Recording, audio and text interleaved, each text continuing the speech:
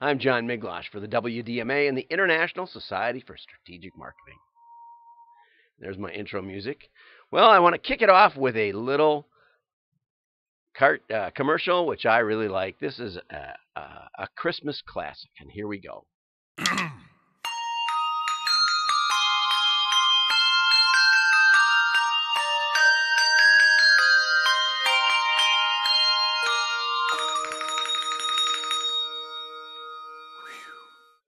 How cool is that? How cool is that? Okay, so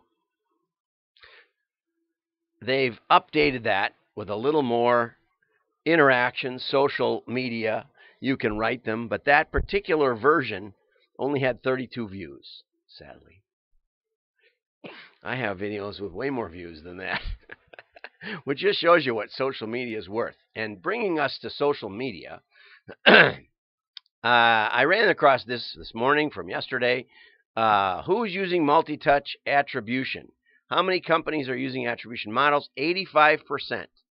And they expect it to go to 88% by 2020, but growth has slowed. You know, as you approach 100%, growth will slow in any topic, in anything you count. Some of these articles, take a statistics class. Okay, but it's only 54% using multi-touch attribution. I have a whole playlist. If you go to Miglosh Marketing on YouTube, there's a couple of playlists. One is on RFM and the dangers and power. Another one is on attribution, and we're going to be doing one. We're working on one that's on context, and I'm going to add on to it a little bit today. Okay, but the short answer on why multi-channel attribution has lagged is because it rarely takes causal factors into account. So, if you have a widely seen but fairly dull ad, you can drop a pixel on everybody's computer. You promote the heck out of it on Facebook, and everybody gets touched by it. Then any customer journey you plot after that will have that ad as part of the mix. And you will draw the erroneous conclusion that that had something to do with it, even though it may not have had anything to do with it. And here is the fundamental problem with attribution. You don't know what's going on. It's not scientific. It's foo-foo. It goes right along with vanity metrics. So I recommend you go over to Miglosh Marketing on YouTube, hit subscribe, hit the bell so you'll know when we're live streaming, and find out more about attribution, because it's for the most part built by people who have a vested interest, like Google Analytics, in telling you what they want you to hear. Save that. Now, ran across a great article by Megan about how Tex-Mex is officially maligned by the state of Texas, while chili con carne, that means with meat. How else would you make chili? I don't even like chili, but literally the law says it has to be made by Texans. It can only be made by Texans. Official chili con carne cannot be made by a Wisconsinite, even if they're from Mexico.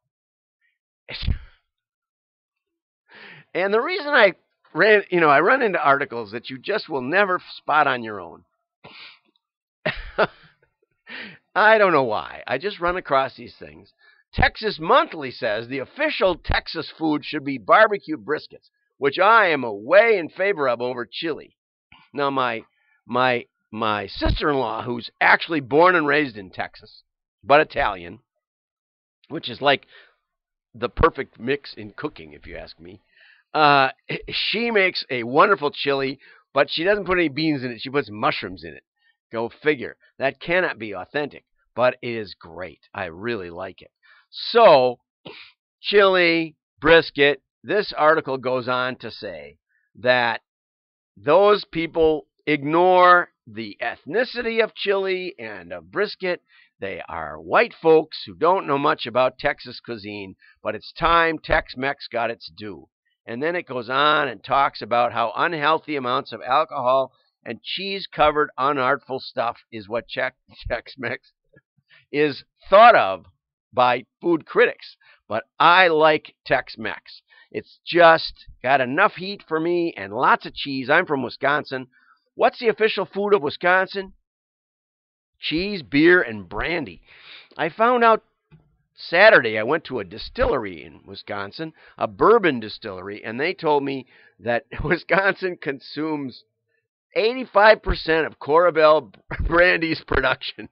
And Wisconsin drinks more brandy than the rest of the 48, 49 states put together. So if you think of Wisconsin as beer and cheese, you better get your brandy snifter pointed in another direction. Anyway, I love this article. It's on the list. Now we're going to go on to something more serious. But it's important. Positioning is important. And, the problem with Tex-Mex is it's ubiquitous. There's a good word. It's everywhere. And it's good. And so everybody takes it for granted. So you need to get a brand idea. You need to think, what is my brand? What would my brand look like? So I'm going to pull you over to Chris Foster's article. And we'll talk about brand persona. If your brand walked into the room, what would he or she look like? What would Tex-Mex look like? Probably like me, with a beer in his hand. Okay? No idea. I doubt it. I hope not. I hope it'd be somebody more authentic than me. Que cosa? No hablo español. If one of your customers had a chance to meet your brand persona, how would they greet each other? Hola!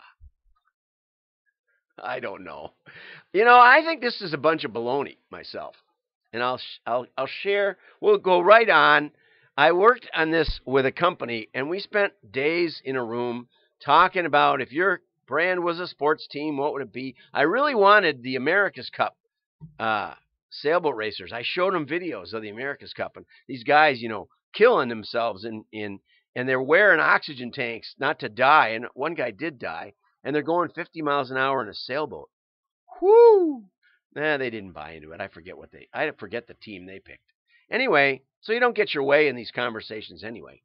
When saying goodbye, what kind of expectations? Adios for future conversation. Anyway, thank you very much. I'm not going to tell you I mentioned you in my thing, but we should probably talk about brand personas. But we're going to switch over here to context. If you remember, we talked about context is more important than data. Let's take some case studies in the last 2 minutes here. Okay, I dropped in on Windham Hill Records. Okay, Windham Hill. George Winston was their big artist. And they said to me with a straight face, well, we've done customer profiling, and all our customers are male, 35 to 55, high income, high education. Kind of like think of the person in a cubicle writing software listening to George Winston. I said, okay, that's great. Sometimes the hardest thing about consulting is not laughing in the face of the client at the beginning of the meeting. I said, and they said, but we rent lists like that. This is back in the day, where we targeted instead of spending time fantasizing about what our brand would be. I heard a great presentation by Talbot's where they were upset about their persona being elderly women who loved fashion, and they decided to make it young women who had no money and went bankrupt and got bought up by somebody who appreciated older women with money. And now they're back in business. So don't malign your brand if they're paying the bills. Anyway, so I said to them, even if all your customers, 100%, are that description, there's about 14 million of those in the country. Not all of them like your music. How many of these do you get rid of? They said about 4 million a year. I said, have you ever thought of putting a little card in there saying, we have a catalog?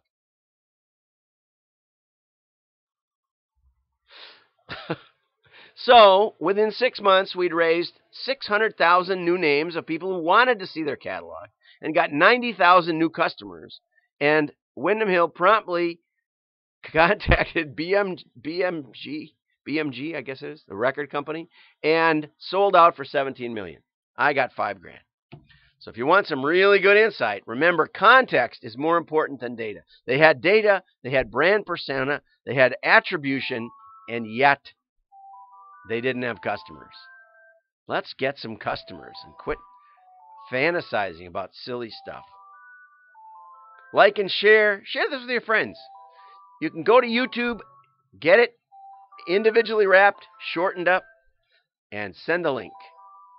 Hit subscribe.